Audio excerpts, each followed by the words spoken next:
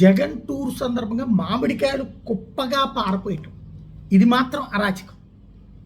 ఒక 5 ట్రాక్టర్ల కాయల రోడ్డు మీద పారపోసారు. ఎవరికి బుద్ధి కానీ బుద్ధున్న ఏ రైతు కూడా చేయడు. ఏ రైతు తన పంట అట్లా పారపోయాడు. గిట్టుబాటు రాకపోతే ఎవరికన్నా తీసుకోమంటాడు, లేకపోతే ఏ గేదెలకు వేస్తాడు. రోడ్డు మీద పారపోయడం ఎప్పుడు ఏ రైతు చేయడు. కుళ్ళినయో అట్లాంటివి ఏమన్నా ఉంటే చేయొచ్చు. కానీ రెండవది, ఇప్పుడు నేను ఇవాళ గుంటూరు బెజవాడలో చూశాను, కేజీ 50 రూపాయలు అదే మామిడికాయలు కొంటున్నారు. చిత్తూరు మామిడికాయని మైకులు పెట్టి అరిసి అమ్ముతున్నారు, కేజీ 50 కేజీ 50 అని చెప్పి. అంటే ఆంధ్రాలో ఇప్పుడు వాటి కొనుగోలు జరుగుతున్నాయి ఓ పక్కన. అదొక మంచి పరిణామం. అట్లా ఎందుకు పారిపోయాలి?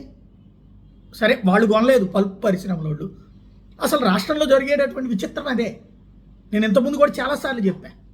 ప్రభుత్వానికి సంబంధించి ఆ ఎండియూ వెహికల్స్ ఉన్నాయి, ఖాళీగా అట్లా కూర్చోబెట్టే బదులు ఇప్పుడు వాళ్ళు వద్దన్నారు కదా, వాళ్ళతోనన్నా ఇట్లాంటివి తీసుకెళ్ళి అమ్మంటారు నాయన మీరని చెప్పేసి, ఏ అయితే టమోటాను మిర్చో ఏదైతే ధరలు పడిపోతాయో వాటిని తీసుకెళ్ళి జనాల దగ్గరికి అమ్మంటే సరిపోతుంది కదా.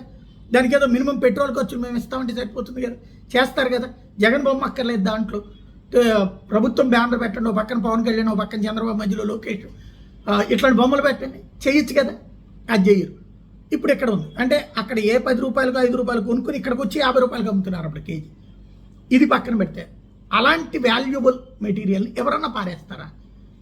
శుభ్రంగా 10 మందికి ఇస్తే అక్కడ కుప్పలుగా పారపోసే బదులు ఆ వచ్చిన ప్రతి రైతుకి తలా ఒక బొట్ట మామిడికాయలు ఇచ్చి పంపించిన ఓ పండగ కదా, సంతోషం కదా. రైతులు కాకుండా ఇతరులు కూడా వచ్చారు కదా, కార్యకర్తలు, వాళ్ళన్నా తీసుకుపోయేవాళ్ళు కదా. ఎందుకు అట్లాంటి తప్పుడు పనులు? ఈ దఫా అట్లాంటి చేసుకునేటప్పుడు కార్యక్రమాలు ఆలోచించుకోవాల్సి ఉంది.